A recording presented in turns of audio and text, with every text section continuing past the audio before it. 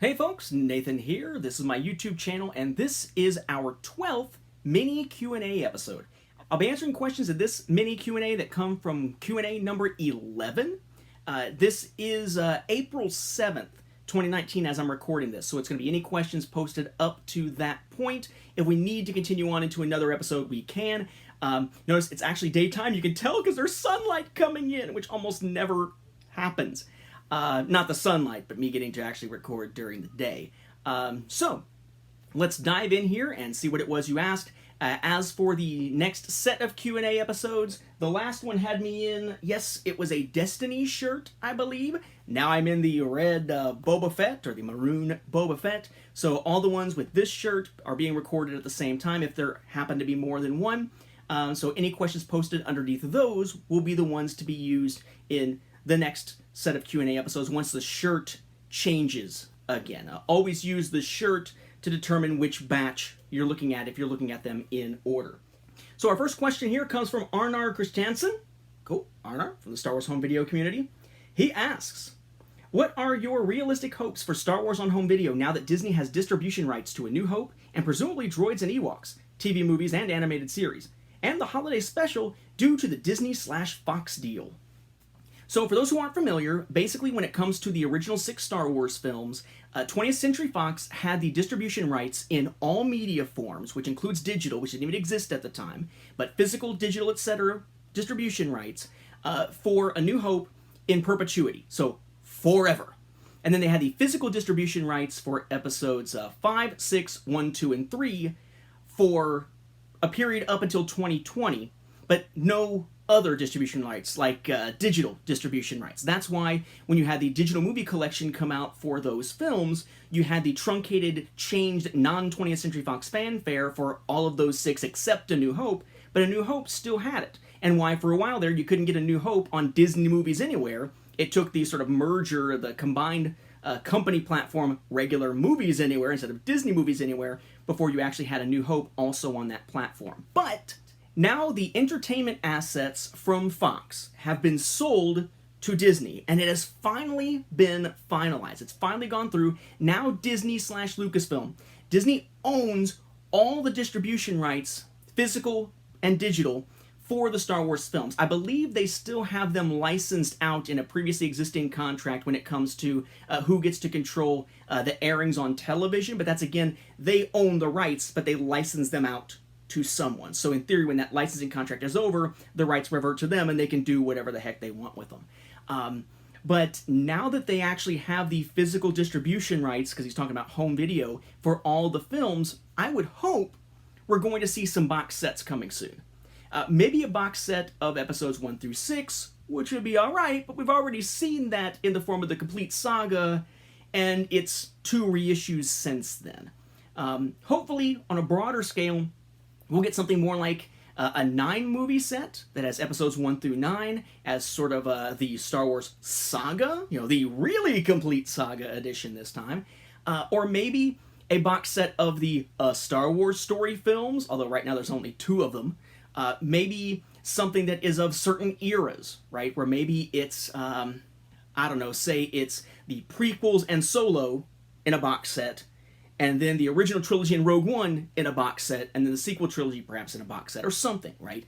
The key thing here is that they can now have these releases that are combined between the newer stuff and the older stuff for the first time. Though I would note that saying that doesn't mean there couldn't be coordination prior to now, though we didn't usually see it often. We did see coordination between 20th Century Fox Home Entertainment and Walt Disney Home Video when it came to the reissues a couple of Christmases ago at Walmart, because you had reissues of the stuff through 20th Century Fox Home Entertainment, like the complete saga and the trilogies, but then you also had reissues of The Force Awakens and Rogue One, all in similar packaging, and all with that special Volume 1 DVD of Forces of Destiny, which was through Walt Disney Home Video. So you had a cooperation between those 2 companies.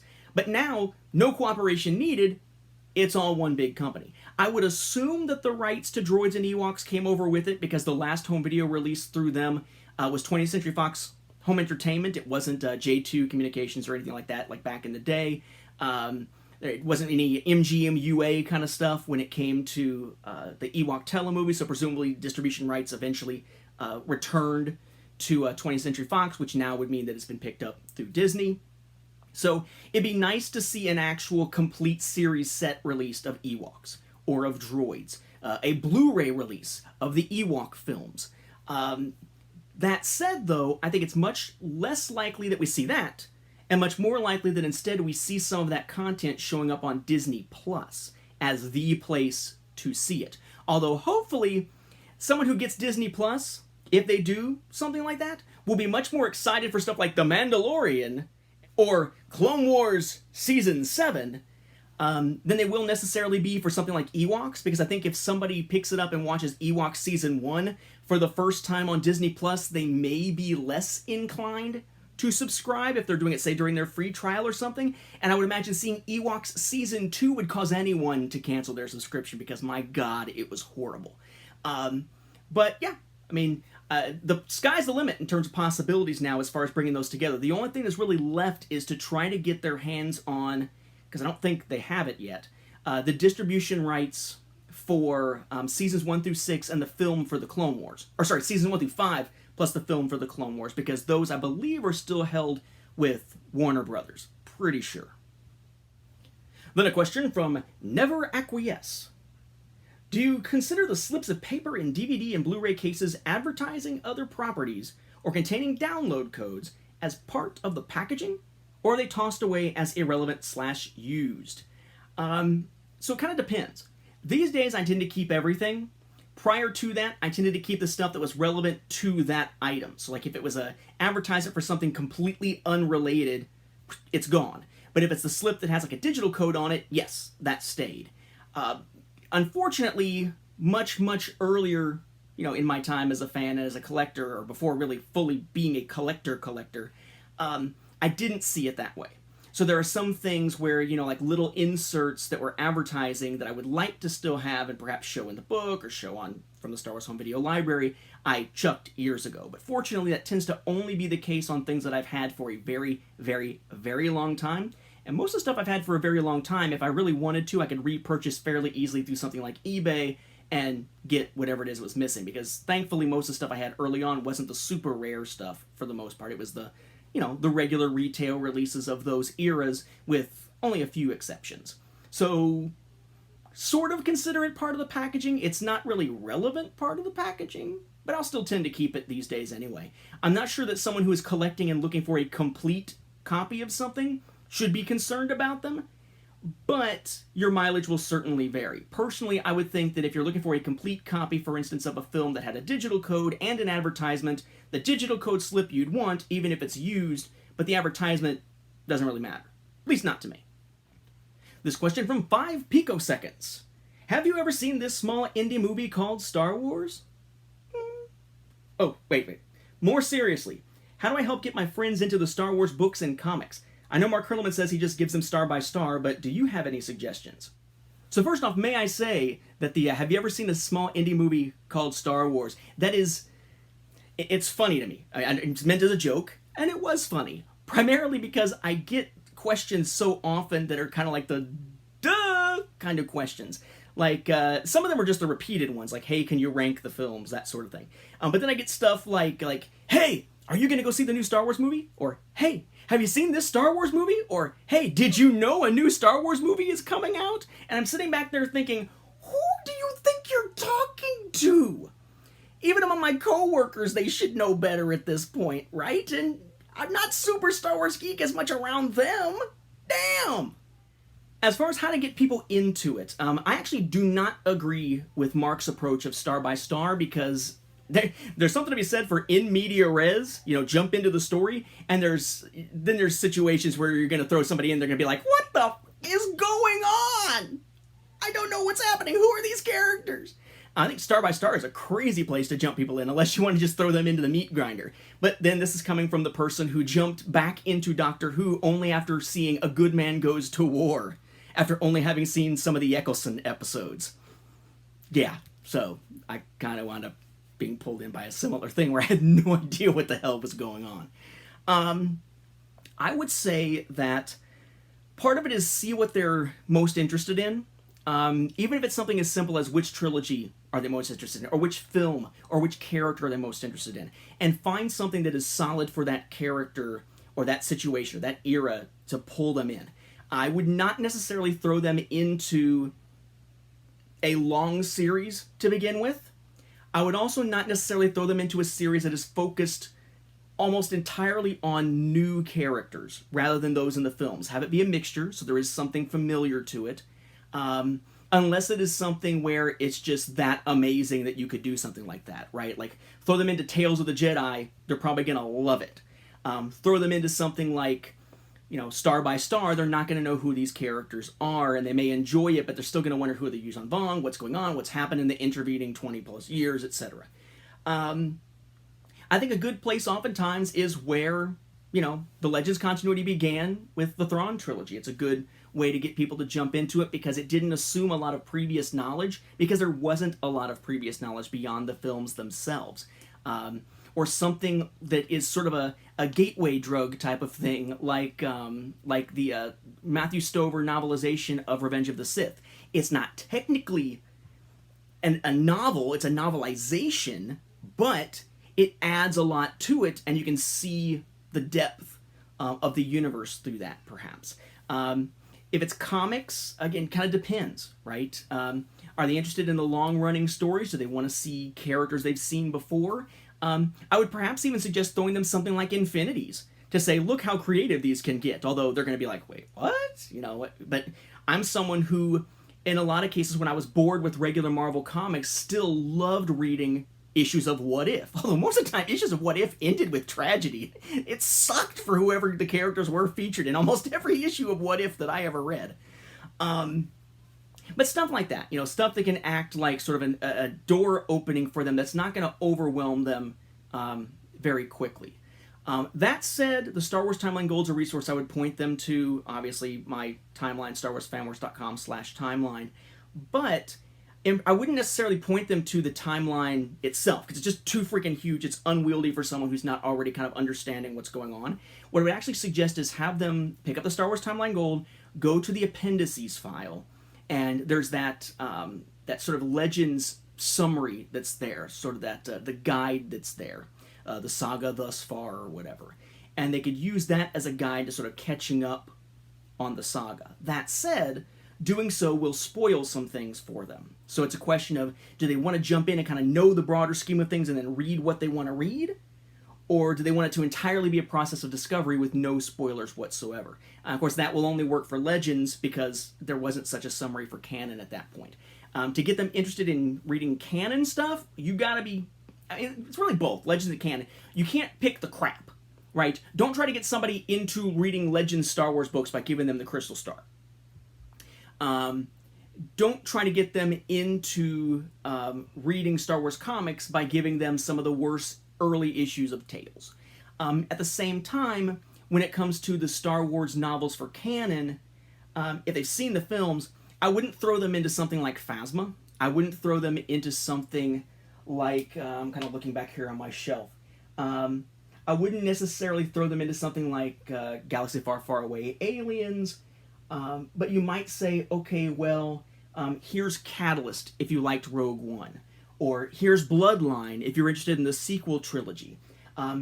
Here's Lost Stars if you want to see what these types of books can do with new original characters against the backdrop of the films that you know and love. That sort of thing. If you liked Rogue One, here's Rebel Rising.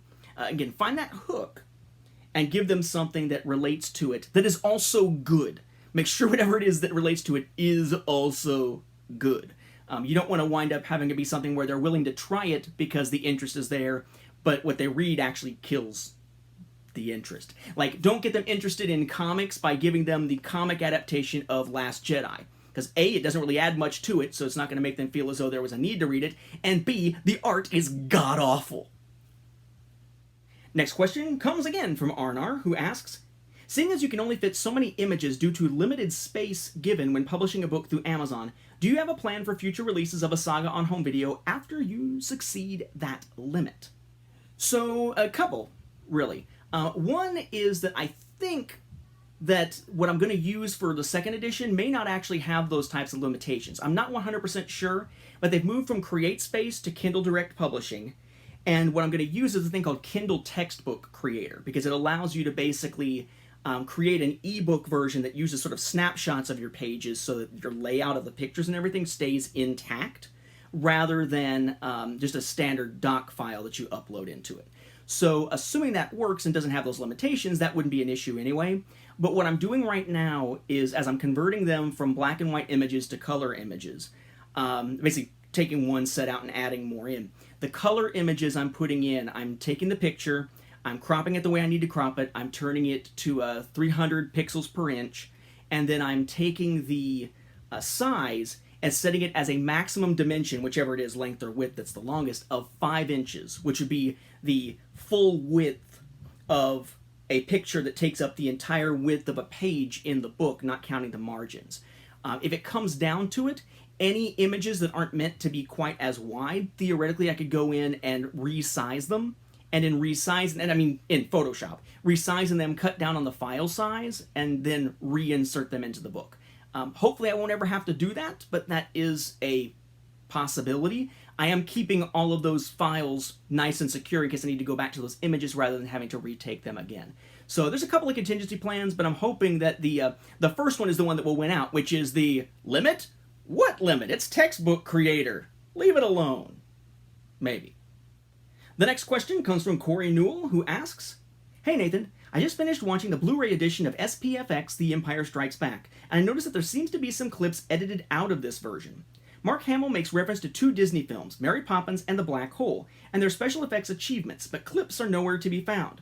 Are these clips present in the VHS/Laserdisc/etc. versions of the documentary? I found it odd and interesting, especially now that Star Wars is a Disney property."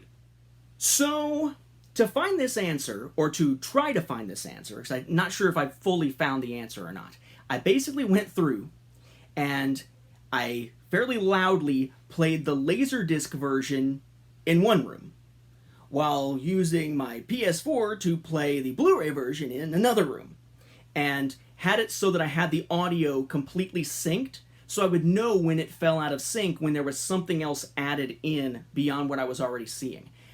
As I recall, there was a tiny bit of information about the black hole that is not in, I believe it was in the Blu-ray version, but I don't think it was actually showing the black hole. I think it has a reference to the black hole. In fact, it may even be that it was in the Blu-ray version and not the VHS version, but I didn't see any actual footage that was different from the black hole, nor did I see any footage from Mary Poppins in either. There's just the reference that gets made.